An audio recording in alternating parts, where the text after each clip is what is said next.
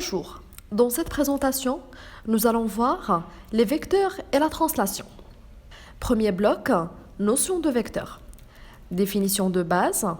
Un vecteur AB est un élément géométrique différent du segment, défini par trois caractéristiques. La direction, c'est la droite qui porte le vecteur AB ainsi que les autres droites qui lui sont parallèles. Le sens, de l'origine A à la tête B. La norme, c'est la distance AB notée AB. Exemple, selon cette figure, on a AB, CD, EF en la même direction puisque les droites qui les portent sont parallèles, contrairement à AB et V, si on prolonge leurs droites, elles se croisent. Les vecteurs AB et EF sont de sens opposés.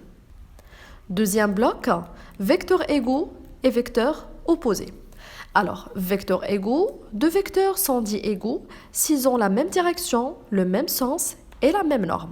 Donc, AB et CD ont effectivement même sens, même direction puisque les droites qui les portent sont parallèles et la même norme puisque la mesure AB est égale à celle de CD.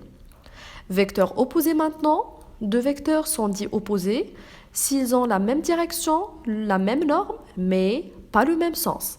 Donc, le vecteur EF et le vecteur GH ont effectivement la même norme et la même direction, mais pas le même sens.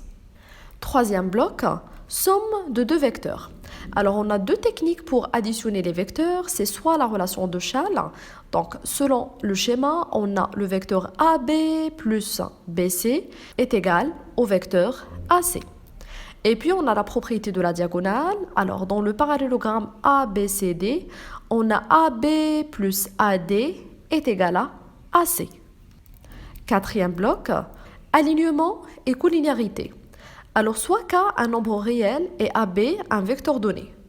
Cas d'alignement, le vecteur AC est le produit du vecteur AB par le nombre K si C appartient à B.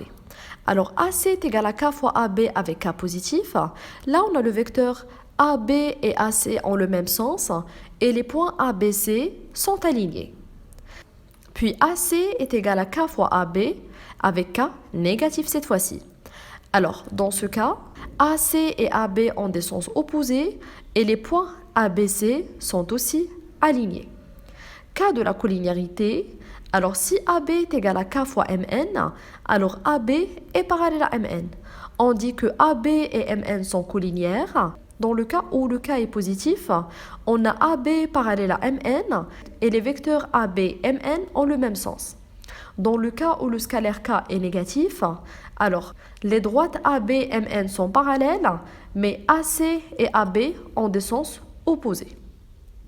Cinquième bloc, la translation.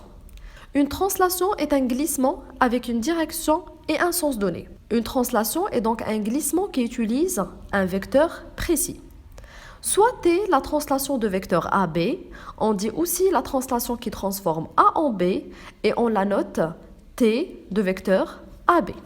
Alors C est l'image de D par la translation de vecteur AB, donc AB est égal au vecteur DC avec AB est le vecteur de translation, D le point initial et C c'est le point image. Deuxièmement, ABCD est un parallélogramme. Sixième bloc, image des figures usuelles par une translation TU. Alors, image d'une droite. L'image d'une droite AB par une translation par la translation TU est une droite A'B' qui est parallèle à AB. Image d'un segment.